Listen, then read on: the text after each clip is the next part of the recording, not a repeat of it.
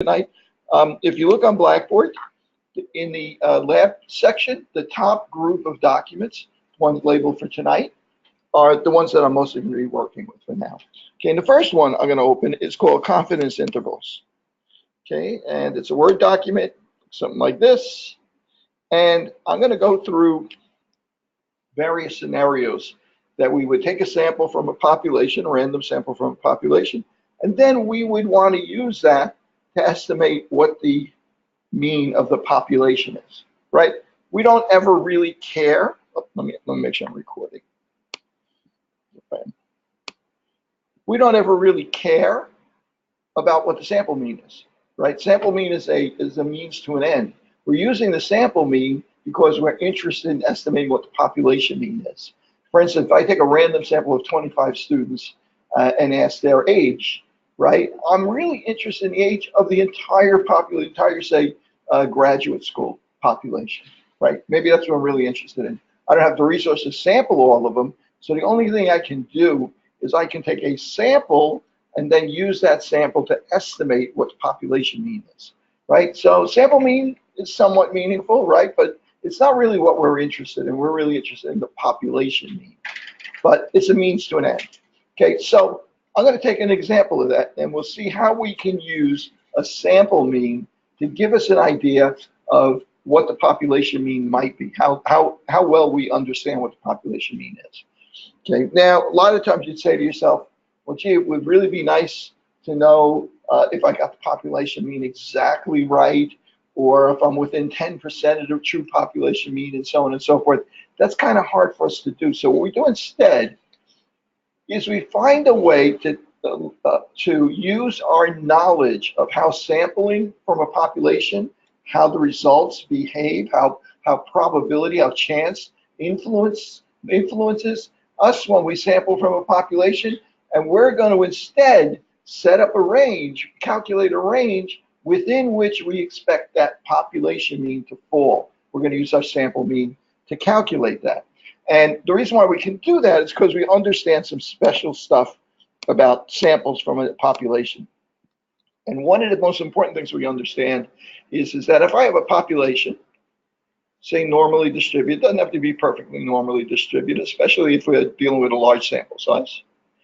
We understand that if I take a random sample from this population, and if I know its standard deviation, if I take random samples of, say, size 100, I know that those sample means that I would get by sampling 100 people from this population randomly and finding a mean for that sample and then doing it again and again and over again, if I made a new distribution with all those sample means, it would be much narrower.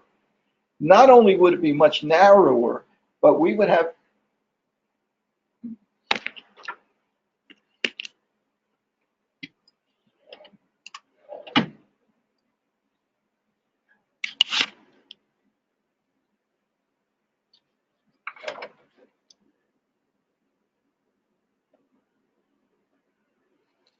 not only would it be much narrower, thank you, not only would it be much narrower, but we would actually know precisely how those sample means would be distributed. Because we know what sigma is here, we know that the distribution of these sample means now is going to be sigma over the square root of the sample size.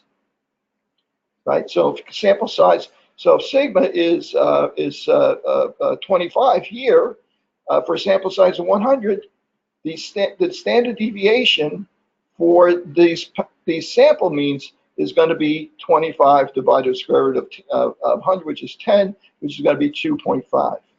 We also know that the way the size of the sample impacts this, if the sample size was 25 instead of 100, then our standard deviation for these sample means, what we call the standard error, right, is going to be equal to, well, it's going to be, this time it's going to be equal to 25 over the square root of 25, the sample size, which is 5, is going to be equal to 5 instead, right? So that distribution of sample means is going to look like this.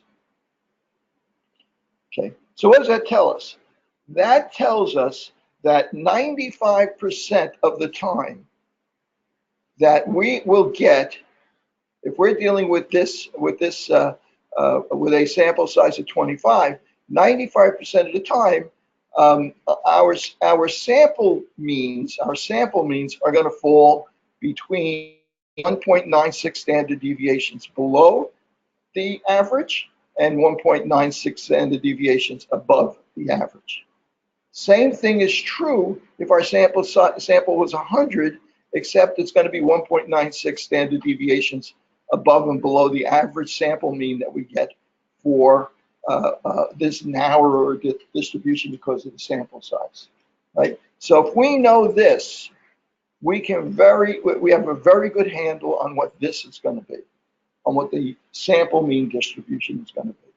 Okay, so what that means is that if I have an example like I'm going to do right now, the mean SAT score for a random sample of 25 first-year students at Hunter, important word here, randomly sampled, right? At Hunter is 620. The standard deviation of scores in this population is known to be 95. I don't know what the average is for all first-year students, but I do know the standard deviation for all first-year students is 95. Are you going to come across that situation very often? Probably not. That's why when we talk about the z-score and using the z-score for this kind of calculating confidence at intervals, very quickly we're going to start to move over to the t-distribution. We're going to hear more on that in a second. Okay, but for right now, if I know this to be true, I have a really good handle on what I expect samples from this population to look like. So I'm gonna sketch them out.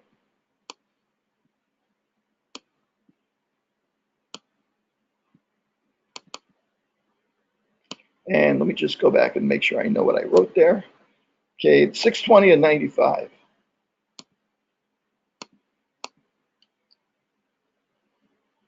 So X bar is equal to 620. That's the sample mean. Sample size is 25. And sigma for the population is equal to 95. So now, my sample distribution, if I take samples over and over and over of size 25, my sample distribution is gonna be distributed in a different way than the population. It's not gonna have a sigma of 95. It's gonna have a standard deviation equal to 95 divided by the square root of 25. Sigma over the square root of the sample size, right? And we're not gonna call it standard deviation, we're gonna call it standard error. Yes? I heard a question. No? Okay. So that's going to be my standard error. So that's what I expect my distribution to be.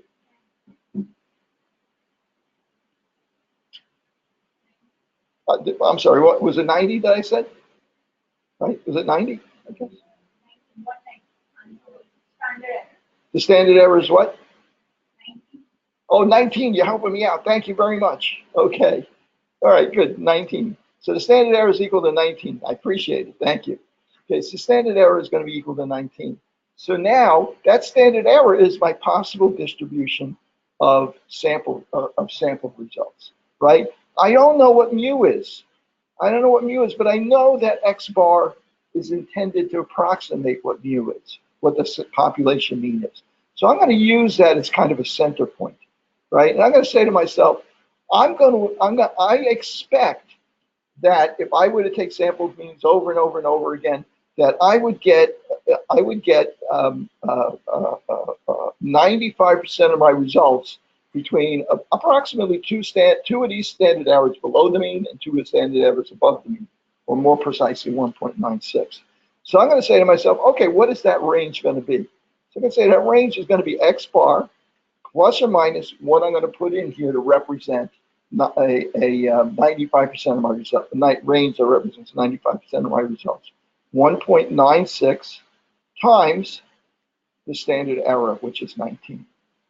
Okay, I'm going to make believe that that's 2 for a moment, right? Well, what's that going to be? That's going to be 620 plus or minus 38, right? So that's going to give me a range of 658 and 38 less than that. It's going to be 18 below that. It's going to be 682, I guess. That's 582, right? a range of 582 to 658.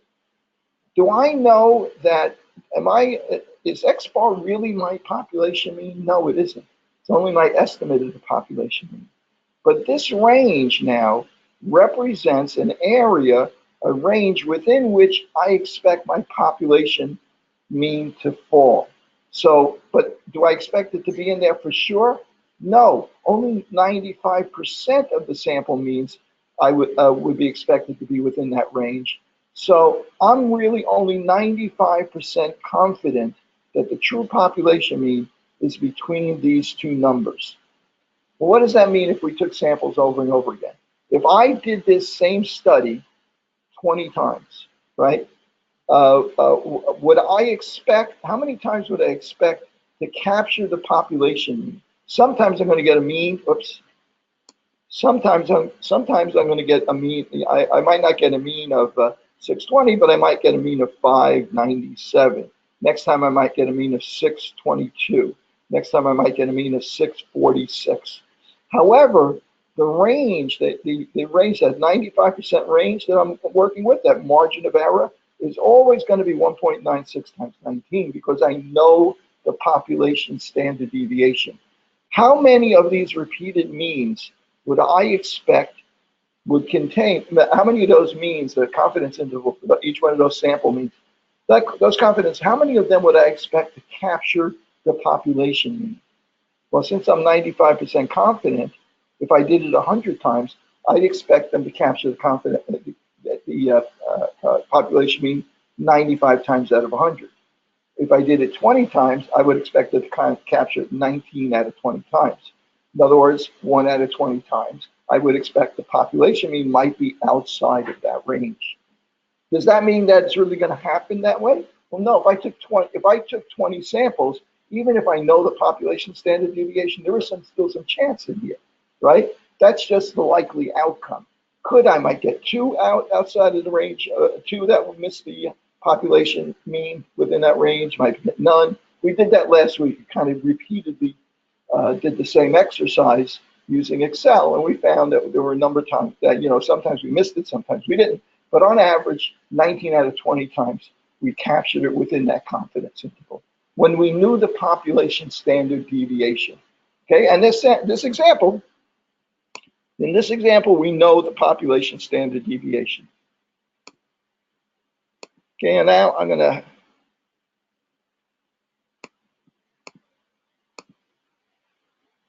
take a look at this again.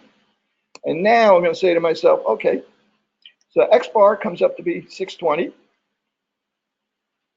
A sigma for the population is 95. Sample size is equal to 25. And I know my 95% confidence interval. I just calculated that. Now, what would our 99% confidence interval be? Okay, well, first of all, would we expect it to be wider or narrower than our 95% confidence interval? Wider. We want to be more confident that we captured the population mean within that range, so we make it wider.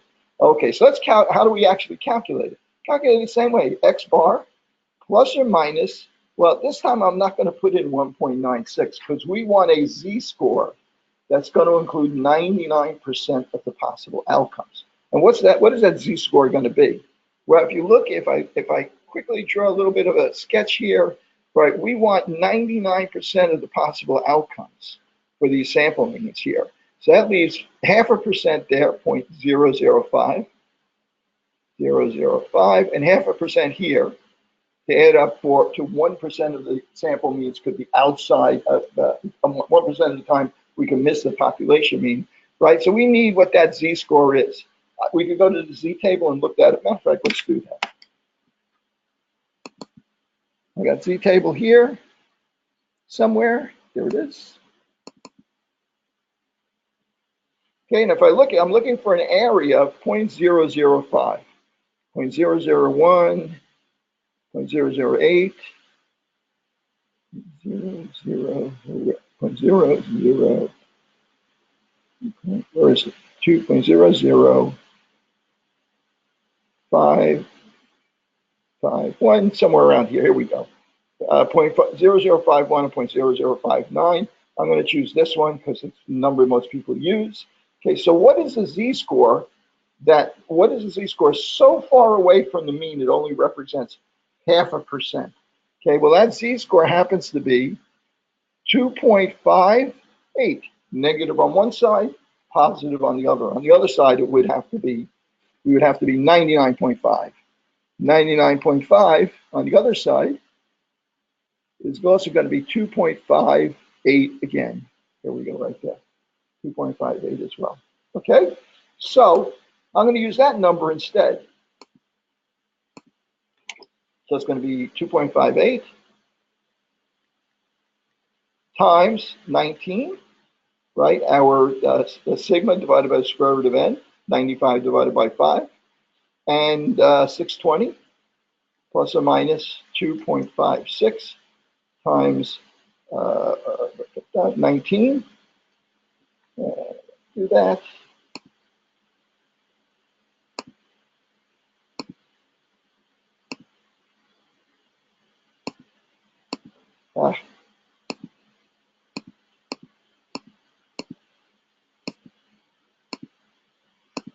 Okay, and the number, then I multiply 2.56 times 19, I get 48. That's my margin of error.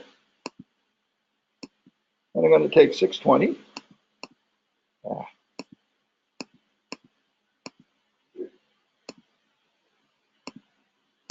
And we're going to wind up with a 571, which is a lower number than we had before. And I'm going to go back again. And this time I'm going to add my margin of error. 668, 669. Okay, I could have added a couple more a decimal place or two there. I'm trying to keep things moving quickly. So this is my new confidence interval where I'm 99% sure that the true population mean falls between those two numbers. Let's say I'm willing to be a little less confident. I'm willing to have be 90% certain. What's going to happen to my confidence interval? It's going to be narrower. So if I'm willing to have less confidence in my result, I can put together a lower age range, or for when we were working with before, or a lower range for the mean SAT score. And in that case, we use X bar, and I'm not going to bother to look it up this time. It'd be 5% on one side, 5% on the other, plus or minus 1.64 times the standard error. Okay, I'm not going to bother to calculate that. This is going to be 19. You can multiply it out and subtract it, and you're going to get a new confidence interval. Okay, so that's pretty much what we can do. We have a pretty good handle on this when we know the population standard deviation, because then we know precisely how chance is going to affect our sample result. But sometimes we don't know the population standard deviation. In fact, that sometimes is going to turn into almost all the time we don't know the population standard deviation.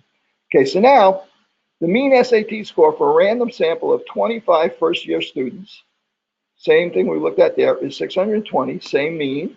The standard deviation for the sample is 95. Same standard deviation, but it's for the sample. Why are we using the sample standard deviation? We don't know the population standard deviation. So just like the mean, the only window we have on the variability in the population is what we know about our sample. So we take our sample, calculate the sample standard deviation. Just like the sample mean, the sample standard deviation approximates the variability in the population.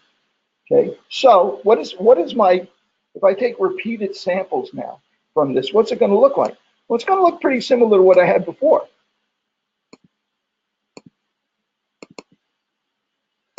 Okay, I'm going to take this, I'm going to sketch this out. So now my sample distribution, right, it's going to look pretty similar, right? I'm going to have, let's see, X bar was equal to 620. The standard deviation, which is an approximation of the population standard deviation, is 95, and my sample size is 25. Okay, so now I need to know not the standard deviation that, see, these two things represent or approximate what the population is, right? But I need to know what's the variability of samples from this population. Well, I don't have sigma, so I'm going to have to use the standard deviation. So now my standard error is going to be equal to not sigma, but the standard deviation of the sample over the square root of the sample size. Okay? So what's the problem here? Problem here is now I don't know the population standard deviation precisely. I've introduced another element of uncertainty here. So if I want a 95% confidence interval now, and I know sigma, I know exactly what I need to do to calculate how chance is affecting my sample distribution and how to calculate that 95% confidence interval. Now I'm less certain because I don't really know what sigma is, the population standard deviation. I've introduced more variability. So to remain to be 95% confidence, what do I have to do to this confidence interval? I have to make it wider, right? To make up for that uncertainty from not knowing the population standard deviation. And the level of uncertainty is going to be affected by what? My sample size. A small sample size, when I try and count, when I substitute the standard deviation of the sample for the standard deviation of the population, sigma, when I substitute that, if it's a big sample size, well, I'm pretty, I got a pretty good feeling. I know I'm pretty close to it. But if I have small, as the sample size gets smaller and smaller and smaller, my confidence in that standard deviation representing sigma gets lower and lower. So my confidence interval has to get wider and wider as my level of confidence in the standard deviation representing population standard deviation has to get wider and wider and wider. So what does that mean? That means that the sample distribution, when we know sigma, looks like this. It's equal to sigma over the square root of the sample size. But now, if we're substituting standard deviation, what's going to happen is that as we have this, if we have a sample size of 100, now our sample distribution is going to look more like this. It's going to be a little bit wider. So our 95% point is going to be further apart, right? It's going to be more than 1.9 standard deviations away from the mean. It's going to be a bit further. And if my sample size is 25, it's going to be even further. It's going to be even a flatter distribution. In fact, for every sample size that you have, whether it's 5, 100, 11, 20, for every sample size, you have a different distribution that you have to work with, which means you have a different z-table, right? So that seems impractical, right? So in other words, in order to do all these calculations, I'm going to need a t-table, substituting for the z-table. I'm going to need a t-table for sample size 20, another t-table just like we have over there for sample size 21, and we need a book full of t-tables, right? Instead, we have a single t-table that only gives us the most important values we're interested in. It gives you the value of t that you have to use to represent a 95% confidence interval, a 99% confidence interval, a 90% confidence interval, a 99.9% confidence interval. It gives you only the t-value, the z-score t-value you need for that, right? And it gives it to you in a table where you get a column that represents a 95% confidence interval, and as you go down the t-table, they have numbers, and those numbers represent what the t-value is that you need to use for a 95% confidence interval. When you get a gigantic sample size, like say 50,000, I would put infinite there, but I'll stay away from infinite. 50,000, what do you think the t-value is going to be? It's going to be 1.96. It's going to be pretty much the same as it would be for just the z-score, because with that gigantic a sample, you have enormous confidence in what the t-value has to be. Okay, so let's give this a try now with that understanding. Okay, so now, in order to calculate my confidence interval, I'm going to take x bar plus or minus what my t-score is for that particular sample size, right, times my standard error. Okay, so what's x bar? X bar is 620 plus or minus, I'm going to hold off on the t-score. The standard error is going to be equal to standard deviation, which was standard deviation over the square root of n. We don't know what sigma is. Going to be equal to 95 over 25, which we already decided, over 5 rather. which we already decided is equal to 19, square root of 25, right? Our sample size is 25. Okay, so that's going to be 19. But what is this t-score going to be? We know because it's a small sample size, only 25 people, we know that that t-score is going to be bigger than 1.96. Because if it's bigger than 1.96, when we multiply by 19, we're going to be adding and subtracting more from 620 than we would have been if we were using 1.96. That's how our confidence interval gets spread out. Okay, so let's look up the p-values. Okay.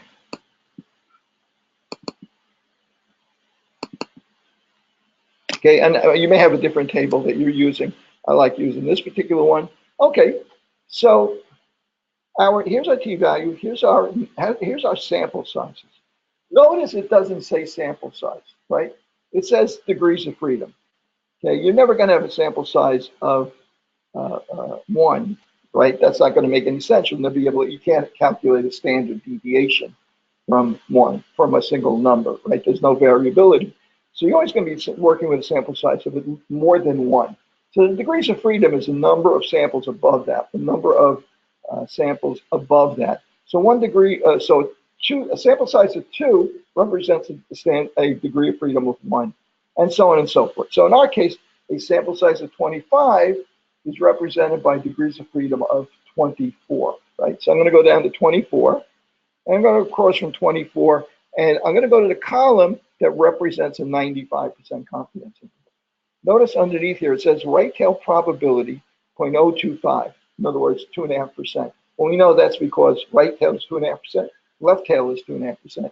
Because it's symmetrical, so we know that that's 5% chance of error, right, of missing the mean. So 95% confidence interval, sample size of degrees of freedom 24 would be 2.064. So instead of using 1.96, I'm going to use 2.064. So let's calculate that. 2.064 times 19 equals 39.216. I'm going to clear memory and I'm going to add it in there. 620 minus 39.216 is equal to 580.8.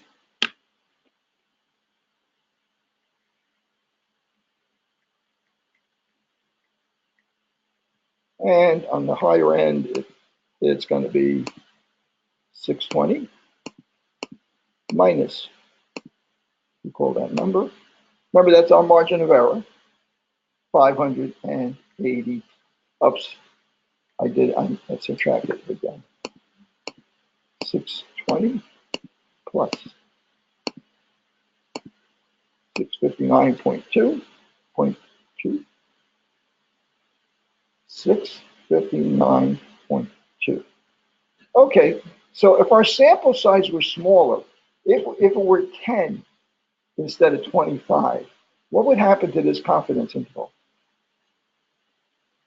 580 to, if our sample size now were 10 instead of 25, what would happen to our confidence interval? Would it be wider or narrower? It'd be wider. Why would it be wider? The reason why it would be wider is because our t-value is going to be a bigger number. Matter of fact, let me do that. 620 plus or minus, I'm going to leave that open. 19 is our standard error. And I'm going to go back to my table. And for a sample size of 10, which is 9 degrees of freedom, we would use 2.262. 262. And if I calculate that, now my margin of error is going to be 2.262 times 19. That memory here, 620 minus our margin of error, going to be 577. And, oops, uh-oh, I want to do that. 620 plus or margin of error, 663. Okay, it's a bit wider, right, to make up for that uncertainty about what the populations, our uncertainty in our estimate for the population standard deviation when we're using the sample instead. Okay, so, and you'll notice that as we get higher and higher, see, when we get up to 30 degrees of freedom, 2.04. When we get up to 50 degrees of freedom, this file is corrupted apparently. I don't know if you can see it very well, but this one's infinite, an infinite sample size, meaning the whole population. The t-score would be 1.96. Right? So, and in fact, if you go to like a sample size of 100, I think it's like 1.98 or something like that. Really, really close to 1.96. In the old days, when we have to do tedious calculations, often by hand, right? We would say, my sample size is 100. I'm so close. I'm just going to use 1.96, right? We used to do it. That's a cheat, right? Because we don't really know it with that level of certainty. So we cheated a little bit with large sample sizes. Nowadays, Excel, SPSS, so on and so forth, no reason for us to cheat anymore. So it's better to just simply always use the t-test, except when you know the population standard deviation, because then you know it's 1.96, right? Even if the sample size is 200. Now, if the sample size were 800, the t-score is not even on here. The t-score, if the sample size were 800, I think I might actually be able to look it up, calculate it in Excel to find out what that t-value would be. It might be 1.96001. Right? Just a tiny bit higher than 1.96. Even though it's a minuscule amount more, when you use SPSS, it will always use the t-score instead of the z-score, even if it's only the tiniest amount. Even if it's even almost an insignificant amount difference. So when we use SPSS to do some of this stuff, and before we're done tonight, I want to give that a try. So we can get a look at it. Okay, so the next one I'm going to look at is going to be, okay, mean sample of 25 randomly selected first-year psych majors is 648, assuming that this population has the same variability as the population of all students. Sigma is equal to 95. What is the 95% confidence interval for the population mean? If we're saying that we know the population standard deviation, yes. You're gonna have to.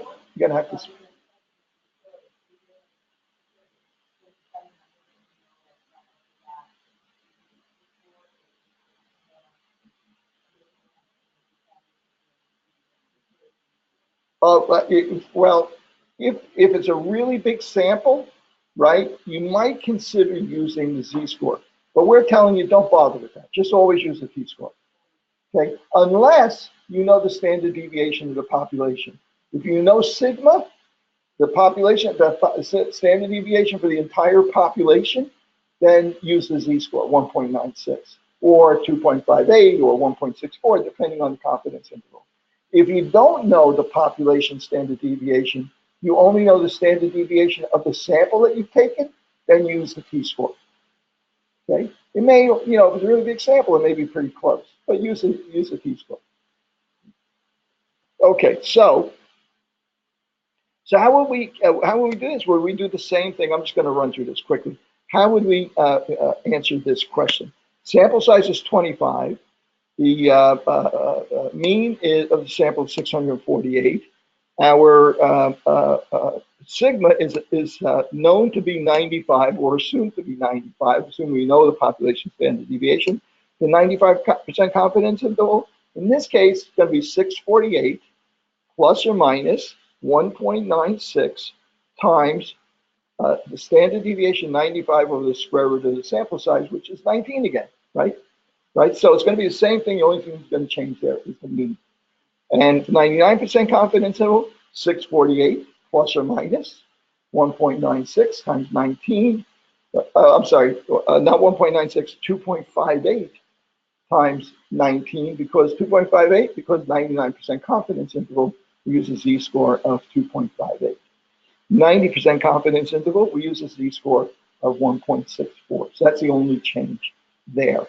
Now, So now, what about if we take a random sample? Now, the other thing I want to point out is that now, what if we didn't know the population standard deviation? That instead of sigma is equal to 95, we knew that that we did the standard deviation, same number, standard deviation, except that now we don't know for sure that the standard deviation is the population standard deviation. So since that we're taking our standard deviation from a sample, now we go back to using the t-score, right? For sample size of 25, whatever it came out, 2.6, 2.06 something, for sample and so on and so forth. What about 99? We didn't do 99 and 95 for the t-score before, did we? Well, if we look at the t-test, I saw your hand. I'll get you in a second. I'm sorry, I missed that. Okay. Okay, so notice that there's other confidence intervals here besides 95. There's also 90 and 99. Same deal there. If I asked you what the 99, if I asked you for a sample size of 25, we don't know the population standard deviation. What would you use for that sample size for a 99% confidence interval? Well, the t-score you would use is going to be 24 degrees of freedom. We're going to go over to the column for 99%. Which is this one. Okay. I'm going to have to make this wider so I can see both ends at the same time. Okay, that's going to be this one. And for a sample size of 25, 24 degrees of freedom, we would add and subtract 2.797 for 95% confidence interval. Instead of what would have been if we knew this, if that same number, 95, was the population standard deviation, instead of the sample standard deviation, we would have used 2.58. Now we have to use 2.97 because it's the standard deviation of the sample, not the population. Chances are it's not going to be the same exactly as the population. Same thing with a 90% confidence interval, except there for sample size of 25, we would be using 1.725 instead of 1.64. I know I'm throwing a lot of numbers at you, right? Okay, so let's try this one together. The mean of a sample of 6 randomly selected first-year psych majors is 648. The standard deviation for this sample of size 25 is 90. I'm going to change that. Let's make that 80. No, let's make it something that's easier to divide. Let's make it 60. Whatever. Let's make it 100. Okay, is 100. What's the 95% confidence interval for the population mean for all Hunter Psych students, the population of Hunter Psych students? Okay, so I'll give you guys a chance to do that. Right? Okay, so you don't know, what do you know here? The sample mean, the sample size is 16, excuse me. Sample size is 16. The standard deviation of the sample is 100. Right, so the mean X bar, the standard deviation of the sample, the sample size, and the standard deviation. So I'm looking for a 95% confidence interval. So you guys set the formula up and do the calculation. I'll set up the general formula here.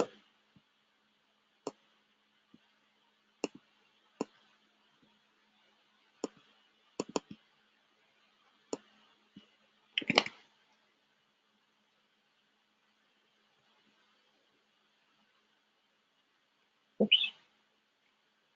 That's again.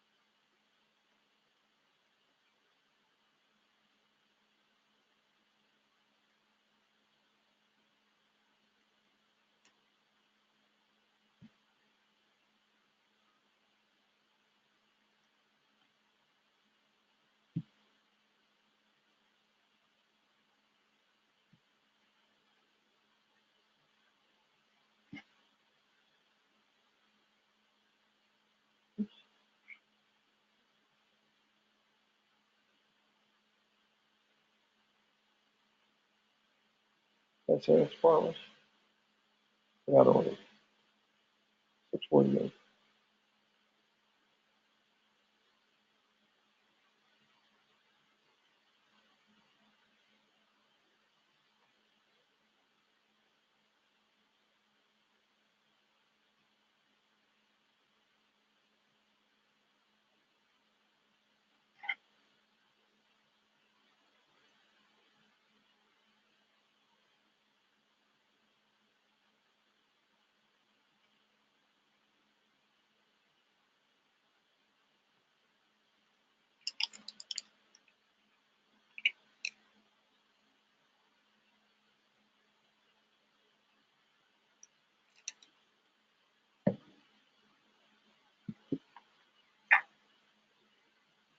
Okay, I'm going to start filling this in. So x bar is equal to 648 plus or minus t. I'll leave that there for a second. Standard error. Well, standard error I got to calculate. Standard error is equal to sigma over the square root of n. Since I don't know sigma, I got to use the standard deviation for my sample. Is equal to 100 divided by the square root of 16, which is 4. Going to be equal to 25. Right, so our standard error is 25. Now, what is our t-score? Well, there's two elements to this. It's a 95% confidence interval, so I need a t-score for 95%, which is an alpha error, which is an error of 0.05. Sometimes you'll see a couple of little letters at the bottom of this t, like alpha is equal to 0.05, or even more often you'll see alpha over 2 is equal to 0.025. Right? So alpha over 2 is equal to 0.05. 0.025 means alpha is equal to 0.05, which means that 95% chance of error, which means that 95% certainty, right? So if you see that, that's kind of the way to interpret that. But you can really maybe don't even have to worry about that much. The other thing about this t is I'm looking for a 95% confidence interval for t, but I'm also concerned about how many degrees of freedom. Well, degrees of freedom is sample size minus 1, so our degrees of freedom is equal to 15. So now we need to know what that t is going to be. 15 degrees of freedom, right, for a sample size of, it's 15 degrees of freedom for a 95% confidence interval. Okay, so let's go back to our table, our t table. That's my t table.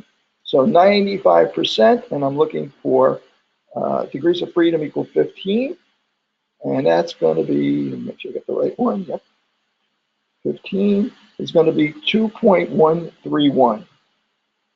Everybody see where I got that from? Okay, good. 2.131. So if I multiply that out,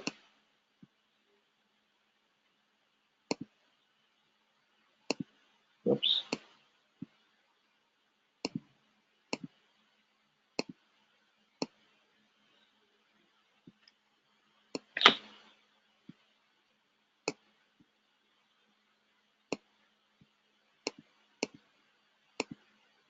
Okay, so it's going to be 2.131 times 25. My margin of error, what I'm going to add and subtract, is going to be 53.275. Put that in memory. And 648 minus my margin of error, which was 53.275, is equal to 594.725. Put down 594.725. And my upper range is going to be 648 plus, did I make a mistake? Nope, I hope. 701.275. 701.275. That's my 95%. You guys get that? You okay with that?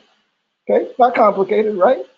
Okay, and what would happen if I asked you for a 99% confidence interval? Only one thing is going to change here. What's the one thing that's going to change if I ask you to find a 99% confidence interval? We know it's going to be wider. Only the t-score. T-score is the only thing that's going to change. And I go back here and I go to the next column, 15 degrees of freedom instead of 2.31. It's actually two columns over. 2.131, this is 98%, this is 99%, 2.947. So when we multiply 2.947 times 25, we get a bigger number, bigger margin of error. When we add and subtract that from our X bar, it's going to be a wider range. Hence, it corrects, it's self-correcting, right? We want more confidence, it's going to automatically make it wider. We have a smaller sample size, it's automatically going to make it wider as well because we're going to go down on the t-table, up on the t-table to a smaller number, to a smaller sample size and a bigger t-value. Okay, so let's take a look at another one of these problems. What about a proportion? I'm going to give you an example. Can I do this with a proportion? Can I do this hocus pocus using a proportion? Okay, let me give you an example. Okay, I am doing a survey of, let's see, people's attitudes about vegans. My survey asks, do you have a favorable impression of vegans? Okay, you sample 1,000 people. Out of that 1,000 people, maybe I don't know. What do you guys think? Think most people have a favorable, or you think most people are annoyed by vegans? Which one is it? Could be either one, right? I'm going to assume they have a favorable attitude about vegans. Okay, so I'm going to say out of those 1,000 people, 640 of those people said yes, they had a favorable impression of vegans. Is that so? What's the proportion? What percentage of people? What proportion of people had a favorable impression of vegans? 640 out of 1,000 is 64%, right? 0.64. That's the proportion that had a favorable impression of vegans. Now, notice I put a P over there. I'm going to put a cap on top of that P, because the letter P, just like the letter mu, I reserve that letter. That letter represents the population proportion. Do I know the population proportion for people in the United States for whether people, the percentage of people that have a favorable impression of vegans? Do I know what that is from this study? No, I only know the 1,000 people, the proportion by 1,000 people. So just like when we were calculating and using a sample mean to calculate, to give us an idea of what the population mean would be, we're going to use a sample proportion to kind of predict for us what the population proportion might be. 1,000 randomly selected people, right? So both of these are called point estimates. A mean, a sample mean, and a sample proportion are point estimates, right? In other words, they're an estimate of a single point, an estimate of the mean. But they're estimates. And we want a range that we can fit the real mean in, that we think will capture the real mean or the real proportion with a certain level of certainty. So just like before, we now want a confidence interval for this proportion that gives us a range that tells us that we have 95% confidence that the true population proportion is going to be between these two proportions. Okay, so great. How do we calculate this? We calculate it exactly the same way we did before. It's going to be equal to the sample proportion plus or minus. Okay. Now, T or Z? T or Z? Now, I got a little bit of a quandary here. But you know, when we do surveys like this, when we're working with proportions, we almost always are working with a very, very large sample. So you're going to find most of the time that you're just going to simply use the Z-score here instead of Z-score. Why? Because you're not going to be doing surveys. You know, it's not very unlikely you're going to be doing surveys like this with 12 people. Right? You're going to be doing them with large numbers of people. Does that mean that, like, maybe in a situation like that, you might have to use a T-score? Yeah, but most of the time you're going to use the Z-score. Okay. So Only because the sample size is so large, I'm gonna do this calculation by hand, right? Rather than use a computer, I'm going to use the z-score. So plus or minus, not only that, but do we have a t-table that has the t-value for 1,000 in it? No, only went up to like 100, right? The t-table that is in our book, right? You can get it from Excel if you really wanted it to, but for the most part, most tables don't go over 100 or a couple of hundred. Okay, so plus or minus the z-score times the standard error. Okay, let's put in here what we know. The sample proportion is 0.64. Okay, plus or minus the z-score 1.96 times the standard error. Uh-oh, how do I calculate standard error? Goodness. Anybody remember what the formula was for the standard error? It's equal to the square root of p times 1 minus p over n. All of that is underneath the square root sign. Right? That's going to be our standard deviation over samples, or in this case, our standard error. Right? So let's figure out what that might be. We don't know what p is, do we? So we got to use p cap. Again, you can put p cap in there. If you want to be pure, you put p cap in there because that's really what we use. Is equal to the square root of 0.64 times 0.36, which is 1 minus p, over the sample size, which was 1,000. Okay, I'm going to get my calculator and first calculate my standard error. Clear. 0.64 times 0.36 is equal to this divided by 1,000 equals, okay, let's see, 0.0002, really small number. Fortunately, we've got to find the square root of it, right? So unlike numbers greater than 1, when I find the square root, it's going to actually eliminate a couple of these zeros. When I take the square root of this, it comes out to be 0.01517. I'm going to call it 0.015 for our purposes. Okay, for our purposes. That's our standard error. So what's our confidence interval? It's going to be 0.64 plus or minus 1.96 times 0.15. I'm sorry, 0.015, right? 1.5%. Okay. So what does that come out to be? So plus or minus, okay, I'm going to call this 2 for now to speed things up. Okay, 2 times 0.015 is going to be 0.03. Right? So what is that? That's 0.64 plus or minus 0.03. That's going to be 0.61, comma, 0.67. So given this information, I'm 95% sure the true population proportion is between 61% and 67%, 0.61 and 0.67. I did exactly the same thing I did before, except I had to use a different technique to calculate what the standard error was, right? And I used the z-score, even though I didn't know the population standard error, standard deviation.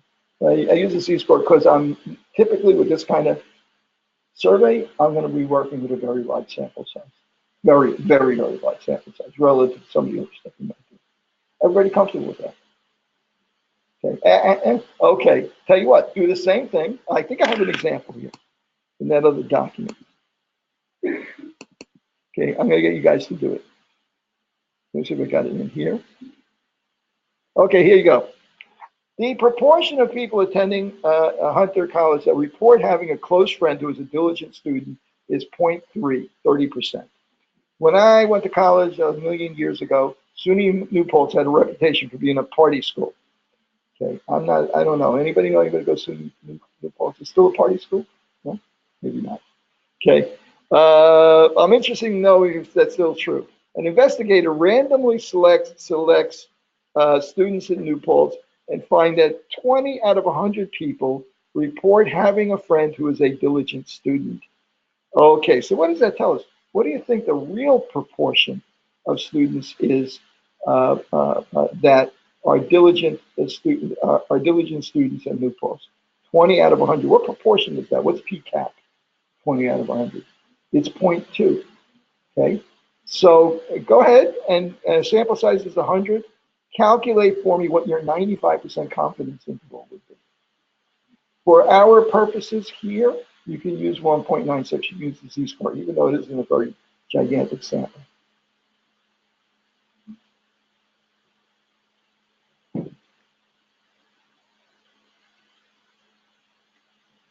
I'll lay this thing out.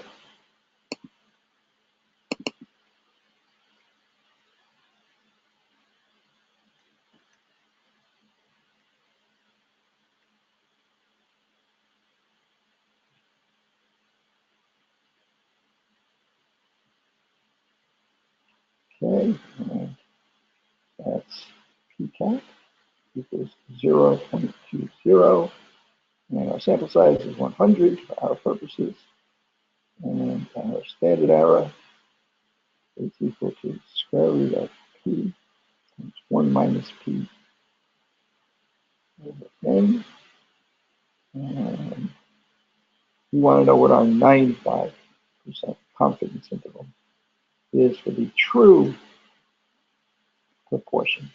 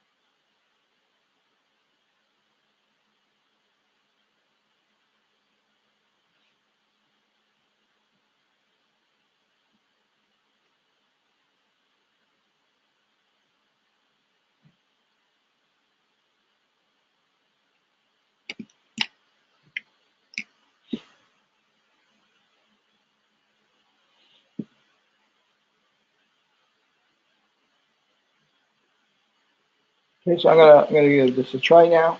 Okay, so PCAP. PCAP is 0.20. That's my sample proportion. Plus or minus, I'm going to use Z, 1.96 times my standard error. What's my standard error? Standard error is going to be 0.2 times 0.8 over 100. And I'm going to take the square root out of that whole thing. So let's see what that is. Did I do something wrong here? What did I do? I'm lost. I have too many people talking at the same time. What did I do? Again, you're doing it again. One person tell me what I'm doing wrong. Go ahead, one of you guys. Now nobody wants to tell me. Oh, you're giving me the answer. Oh, okay. All right. So what's standard error? 0.04. Okay, so 2 times that is going to be approximately. I'm going to round it off. Hopefully you didn't round it off. So that's going to be about 0.8, 0.08. So our 95% confidence interval is going to be between 12% and 28%. Okay, so we're 95% sure the true population proportion for studious students at New Paltz is between 12 and 28%. Well, interestingly enough, we surveyed all of the Hunter students, and their percentage was 30%, right? So we're 95% sure. We don't know what the true P is for New Paltz. We know the true P for Hunter is 30%, 0.30, right? 0.30. We know that's the true P because we sampled all the students at Hunter. For New Falls, we don't know what it is. We're 95% sure that it's between 0.12 and 0.28. Well, gee, that's very interesting. We're 95% sure that they are between these two numbers. We know that this is 30%. So we're also 95% sure, in a way, right, that Hunter students have a higher level of diligence than New Paltz students. Are we 100% sure? No, we're only 95% sure because we're 95% sure that New Paltz students are within this range, right? We could be wrong, right? So we're not 100% sure. In fact, they could be 0.32 and be more diligent than Hunter students. That's unlikely, right? That would be less than a 5% chance of that being true. So we could say, gee, Hunter students way more diligent, are more diligent than New Paltz students. I know that with 95% certainty. Right? So that's a useful tool to be able to compare a proportion we know for one population to what we think is the proportion to the other population. Which one is better? Which drug is better? Which blood pressure is better? Is blood pressure from the placebo lower than the blood pressure from the drug? Or did the drug give us lower blood pressure from the placebo? We want to be able to compare stuff. We want to know what level of certainty we can say that we know those comparisons. Okay, so next week, we're going to get into that with more detail. We're going to actually start to compare, use what we know here about confidence intervals. One of the things that, I used to do just to annoy Levi is I used to say that if the two confidence intervals overlap, that you can say that their needs are really different. Exactly. You see, that's kind of true, but it's not really true. So statisticians don't want to hear that. Okay, but it's kind of in your head. You can kind of wrap your head around that kind of idea. But don't ever say that again. Okay. So at any rate, we're gonna try this now using Excel and SPSS to actually calculate standard deviation and so on. So I'm going to use an example that I have in one of these things here. If I can find it. Here, this is I don't know if this is an actual study. I got this from University of Texas, one of their sites where they have a collection of data. A group of researchers may not really be true, but it sounds right. A group of researchers is working to understand the scope of industrial pollution in the human body. The scientists tested cord blood samples for 20 newborn infants in the United States, random. The cord blood of the in utero newborn group was tested for 430 industrial chemicals, pollutants, and other chemicals. We know these things are showing up in our bodies right now, right? We're aware of that. Okay, pollutants, drugs, and so on and so forth, pharmaceuticals that are in our bodies, and other chemicals, including chemicals linked to brain and nervous system toxicity, immune system toxicity, so on and so forth. There are health concerns and so on. Calculate the 95, we're going to look at just 95% confidence interval for right now, for the true mean contaminants, a true mean number of contaminants in cord blood. There's a file that I put on Blackboard. I don't know if the name is exactly this. It's chemical contaminants in cord blood. It's an Excel file. I'm going to open that file. Target chemicals in cord blood. That's what's. Here's the file. Now I'm going to blow it up a bit so we can actually see it. There we go. These numbers represent the 20 infants' blood that was tested. This infant, they found 79 of those target chemicals at very trace levels, of course. This one they found 109, 159. This one they found 160. This one 151. These are 20 infants. Okay, what's the average number of target chemicals that they find in these 20 infants? So we're using this to estimate the average number of industrial pollutants in the cord blood of all infants that come from this population. So what is X bar? Oops. X bar is going to be the average, right? The mean. So X bar is the average of all of these values. Okay. So notice I call it X bar. I don't call it mu because we don't know what mu is. The mu is really what we're interested in, the average for all infants. But I'm going to call it X bar because then maybe we can compare it. Maybe this is only infants in Texas. Maybe we compare, there are a lot of petrochemical industry in Texas.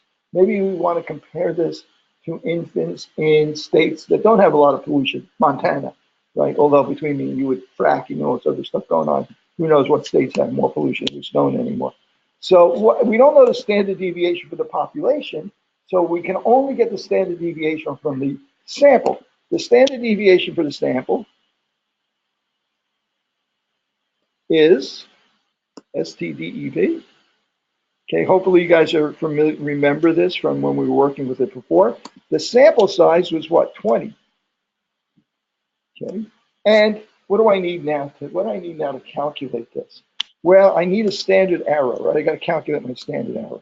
My standard error is going to be equal to the standard deviation of the samples. It would have been better if I had sigma, but I only have the sample, standard deviation of sample, divided by the square root of my sample size. Okay, which comes out to be 5.8. Okay, now how do I calculate my confidence interval? Okay, so my confidence interval is going to be X bar plus or minus, well, am I going to use 1.96? I don't think so. What's our sample size? I don't know sigma. We don't know sigma for the population, so I got to use a t-score instead. How do we get our t-score? Well, for a 95% confidence interval, I could go to the table and look it up. Actually, I think I could probably use Excel. Equals t, I think it's t-dist. Parentheses, degrees of freedom, entails, no, that's, yeah, degrees of freedom. And that number is going to be 19, comma, and tails. And the tails are going to be 0.025, I think. See what I get. You have entered too few arguments. Degrees of freedom. X.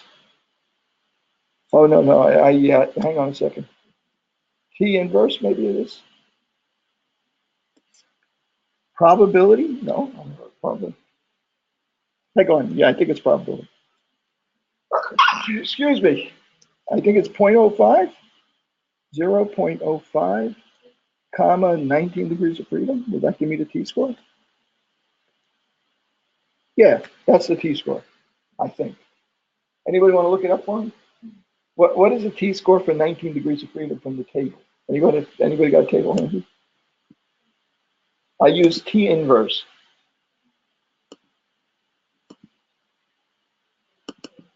Did it come up the same? 19, 2.09, right? I think I had it there for a second. 19 degrees of freedom. 19 degrees of freedom is going to be 2.093. It's in my t-score for 95%, right? And I think that's what they gave me, 2.093. In fact, it gave me a little bit more accurately here. Okay, that's my T. That's the t-score for 19 degrees of freedom equals 19, and for a 0.05 probability. In other words, 95% confidence interval.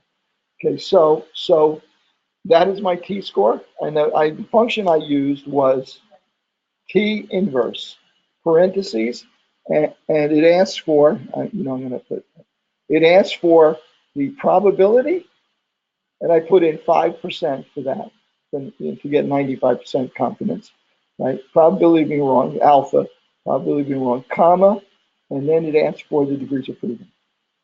Okay, those are the two parameters it asks for. Probability, I put in 0.05.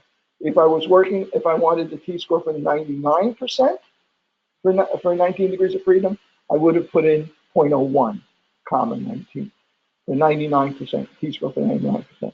Okay, so what I need to do here is x bar plus or minus the t-score times my standard error.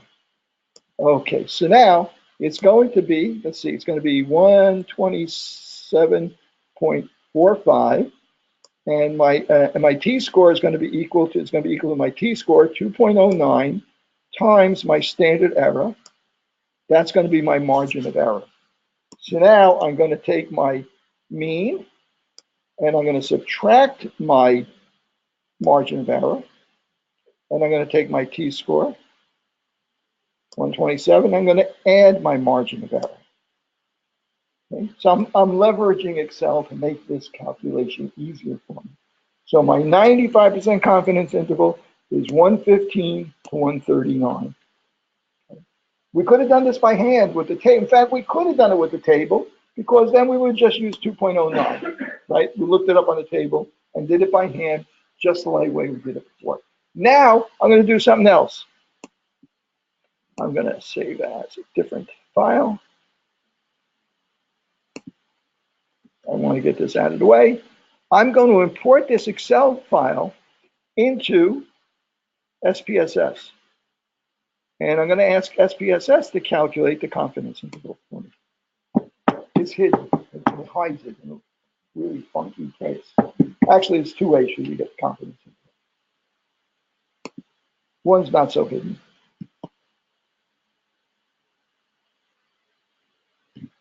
We wait here for IBM to crank up its engine.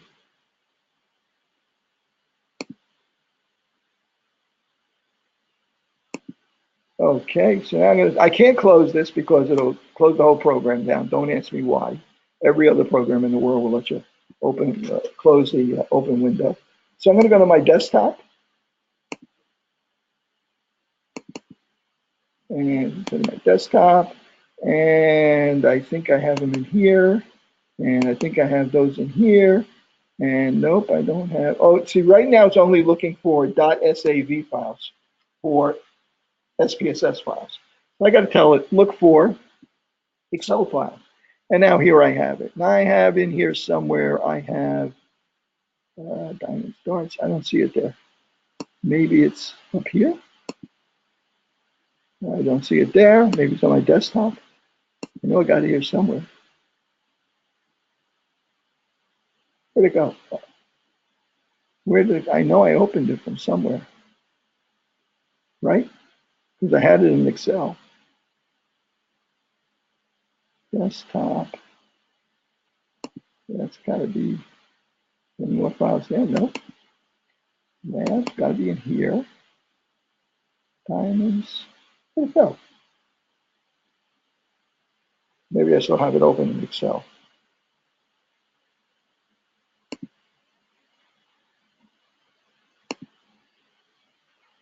See, I can close it in Excel. It doesn't close.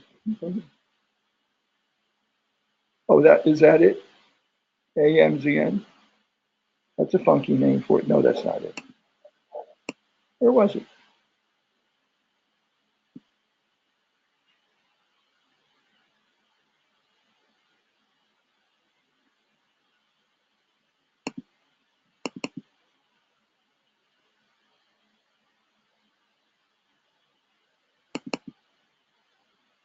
I don't see it there.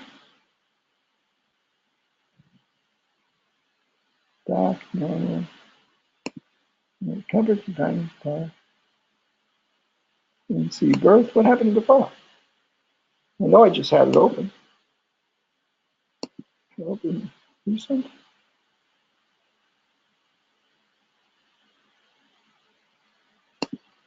I did have that Excel file open just a little while ago. Where the hell did it go? Here it is. Oh, it's confident. It's a separate folder. I have confidence into it. All right. And where is this? This is on the desktop, I think. Yeah. Okay, sorry about that, guys. Open data. And I'm going to navigate to my desktop. There I have a folder called confidence intervals. Change this to read Excel files. And it is, here we go. Target flood. It's going to come up, it's going to say this is an Excel file. I see data between cell A1 and A20. Sounds right. And it's going to ask me percentage of values, and it's also, there's a check off here for ignore hidden rows. Usually there's a check off here for whether or not the variable name is in the first column. And I guess because it's read variable name from the first row of data. Well, the first row of data is an actual number, 79. It's part of the data. So I leave that unchecked. If I check that, then it's going to think 79 is the, see it put it up in there in the top of the column as the variable name. That's not true. Not the variable name. So I leave that unchecked. You guys know what I'm saying? In other words, Excel sometimes use the top row as a variable name. Check. I didn't do it this time, so I'm going to check it. So I should see 20 numbers open up in an Excel, in a SPSS file. There's our 20 numbers now. So now I can do an analysis on this. I can go to Analyze. Now I want descriptive statistics. I want to know what the mean, the median, the standard deviation, and so on. Descriptive statistics. I'm going to go over to Descriptives. I only have one variable. It gave it the name V1. We'll move it in there. Options, I'm going to say I want the mean, the standard deviation, so on and so forth. I don't see 95% confidence interval in here, but that's okay. I got a lot of other stuff, variance range, and so on and so forth. I'll do that calculation. Let's see what we get. Okay, we get a mean of, where's our mean? Our mean is 127.45, same thing we got in Excel. Our minimum is 79, maximum 160. Our standard deviation, 25.965. Same thing we calculated with Excel. Okay, so now we need our 95% confidence interval. So I'm going to go back to Analyze, Descriptive Statistics, except instead of going to Descriptives, I'm going to go to the next step to Explore. Explore will give us descriptive statistics, but it'll give us in more detail. It'll also do other stuff for us as well. So I'm going to move my variables, only one, into this box. I'm going to click on Statistics, and it's going to say, oh, I'll give you all your descriptive statistics that you'll ever want, but I'll also give you a confidence interval for a mean for a 95% confidence interval. If you want 99%, you would change that number to 99%, right? So I want 95, so I'm going to leave it the way it is. I'm going to click Continue. I'm going to say OK, and we're going to get a lot more descriptive statistics at this point, including we're going to get our standard deviation again.